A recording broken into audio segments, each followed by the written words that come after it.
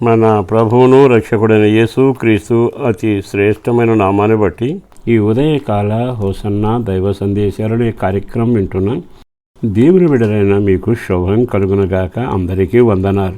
ఇప్పటికే కన్నెలతోనూ వేదనతోనూ ఒంటరితనులతో పైన సాగుతుందిగా. ఎన్నిసార్లు జీవితాన్ని గురించి ముచ్చడించినా చీకటి వెలుగులు కనపడుతుంటాయిగా, మిరకా పల్లాలు ఎదురవుతాయిగా. కొన్నిసార్లు దుఃఖం పెళ్ళుబుగుతుంది, ఓ గంట సేపు నవ్వు ఉంటుంది, మళ్ళా జీవితం మొదలవుతుంది. విమర్శలు ఎక్కువగా ఉంటాయి, సన్మానాలు తక్కువగా ఉంటాయి. జాతకాలు కాదు, ఇది నడుస్తున్న చరిత్ర. అయితే ఈ శుభవేళ సేవకుడిగా నేను మీకు చెప్పాలనుకున్న మాట ఏమిటంటే, మీ జీవితాల్లో దీవెనకరమైన అనుభవాల్లో మీరు ఉండాలి అనుకుంటే మీ చరిత్రని ఒక స్థాయిలో నిలబెట్టి నడిపించగలిగినవాడు. మీ దుఃఖమును నేను కొట్టివేస్తాను, దానికి ప్రతిగా సంతోషం ఇచ్చి వారిని ఆదరిస్తాను అని దేవుడు అంటున్నాడు. ఈ వాక్యం ఎక్కడుందనుకుంటున్నారా? ఇర్మియా గ్రంథం 31:13 రాయబడింది. దుఃఖమును ప్రతిగా సంతోషం ఇస్తాను.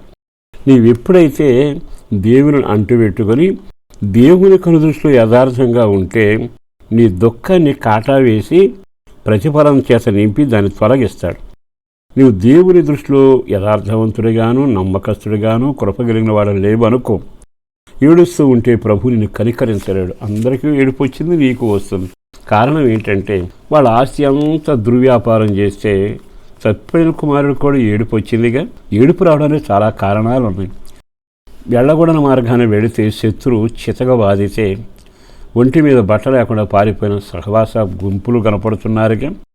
యెరూషలేముని పవిత్రత లేకపోతే ఒకడు ఎరుకోకి వెళుతుంటే దొంగల చేత కొట్టబడితే మూలుగుతున్నాడుగా. దుఃఖం చాలామందికి వస్తుంది, కానీ నీ దుఃఖం నీ కారణాల వల్ల నీవు నడత వల్ల వచ్చేది కాక, నువ్వు దేవునిలో ఉండి యథార్థంగా బ్రతుకుతుంటే నీ కష్టాలు కన్నీళ్ళు వస్తే దేవుడు వాటిని చూస్తాడట. ఆహా, నా పిల్లలు ఈ పరిస్థితిలో ఉన్నారా, అయితే నేను వీరికి మేలు చేసి ఆ దుఃఖాన్ని తొలగిపోయేట్టుగా చేసి సంతోషాన్ని ఇచ్చి మనుషులంతా మేము వీళ్ళకి దుఃఖం కలుగ చేశాం అంటుండగా దేవుడు అయిన నేను నిలబడి సంతోషం కలుగ చేస్తా.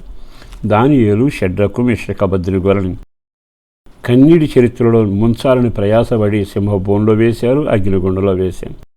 కానీ నా దేవుడు దుఃఖం అన్న తాకకుండా ఏడుపు ఆ కళలో రాకుండా చేసి ఆయనే వెళ్ళి వారి మధ్యలో సంచరించి బయటికి తీసుకొచ్చాడు. వీళ్ళు అనుకున్నది ఏమిటంటే దుఃఖంలో మునిగిపోవాలి, చనిపోవాలి. కానీ దేవుడు అది కొట్టివేసి సంతోషంతో వాళ్ళ మధ్య నడిపిస్తుంటే నిందలు మోపిన వాళ్ళు, రాళ్ళు వేసిన వాళ్ళు, అగ్గిల్లో దోసిన వాళ్ళు ఏమనుకుని ఉంటారు? కంగారు పడకండి సహోదరులారా. ఈరోజు సేవకుడిగా నేను మీకు చెప్పగలిగిన మాట, మీ జీవితంలో మీ దుఃఖాన్ని మీరు కొట్టివేసుకోలేరు, మీ దుఃఖాన్ని మీరు సమర్థించుకోలేరు, సరిపెట్టుకోలేరు. కానీ దేవుడి దగ్గర యథార్థంగా బ్రతికినప్పుడు శత్రువు వలనైనా ఇంటైనా బయటైనా ఏ రకంగా దుఃఖం కలిగినా అది ఇట్టే దేవుడు తీసి పక్కన పెడతాడు. నిన్ను సంతోష ఉల్లాస వస్త్రంతో ధరింపచేసి ఆనందమయమైన జీవితంతో నడిపిస్తాడు. అట్టి మీ కృప మీకు దేవుని వలన కలగాలి అనుకుంటే మీరు దేవునికి దగ్గరగా ఉండాలి, దేవుని ఎరిగిన వారై ఉండాలి, దేవునిలో దాచబడేవారై ఉండాలి, దేవునిపై ఆధారపడే వాళ్ళై ఉండాలి, యేసు రక్తం ద్వారా కడగబడి పరిశుద్ధమైన జీవితాన్ని జీవించేవారై ఉండాలి. ఇది ఎప్పుడైతే మీ జీవితంలో మొదలవుతుందో నా దేవుడు సంతోషాన్ని పట్టుకు తిరుగుతాడట. నా పిల్లలు ఎక్కడున్నారు, వాళ్ళ దుఃఖంతో ఉన్నారుగా అంటూ వాళ్ళ దుఃఖానికి ప్రతిగా ఆనందాన్ని, వాళ్ళ దుఃఖ వస్త్రం తొలగించి గోనిపట్టాన్ని తీసి ఉల్లాస వస్త్రం ధరింపజేయడానికి సిద్ధపడుతున్నాడు. ఆ దేవుడు ఎంత గొప్ప దేవుడండి.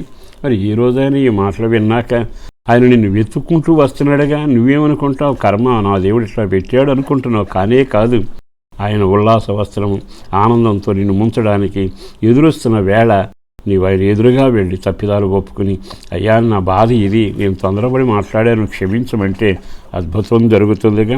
అట్టి కృప మీకు కలిగి ఉల్లాస వస్త్రం ఆనందంతో మీ నోటి నిండా నవ్వుండే కార్యం ప్రభు చేయునగాక. పరిశుద్ధుడును ప్రేమమడి నా ప్రభు వందనాలయ. బిడ్డల క్షేమం కొరకు ప్రార్థన చేస్తుండగా కృప కలుగునగాక. ఓ దీవెన, నెమ్మది, క్షేమం, అనుకూల కార్యం జరిగించి మీరు మహిమ పొందాలని అటు ఘనకార్యం చేసినందుకు స్తుతి చెల్లిస్తూ మరొకసారి పిల్లల చదువుల కొరకు, ఉద్యోగాల కొరకు, వ్యాపార వ్యవసాయాల కొరకు, ఆరోగ్యం కొరకు, రక్షణ భాగ్యం కొరకు, కుటుంబంతో కృపలో ప్రార్థనాపూర్వకంగా పెంచి రాకడ కొరకు ఆయత్తపరచండి. యేసు పరిశుద్ధ నామాన ప్రార్థించి విన్నవించి వేడుచున్నాం తండ్రి. ఆమేన్.